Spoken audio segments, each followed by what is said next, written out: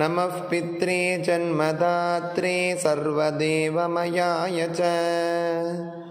सुखदाय प्रसन्नाय सुप्रीताय महात्मने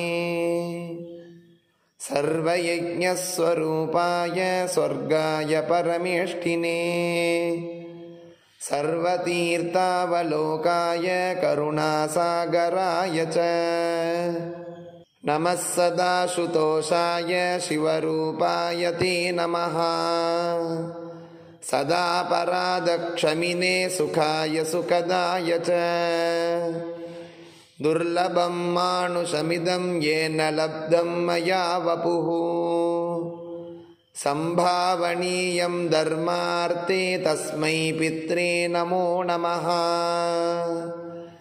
तीर्थस्नानतपोहोम जपादि यस्य दर्शनम् महागुरोश्च गुरवे तस्मै पित्रे नमो नमः यस्य प्रणामस्तवनात् कोटिशः पितृतर्पणम् अश्वमेधशतैस्तुल्यं तस्मै पित्रे नमो नमः।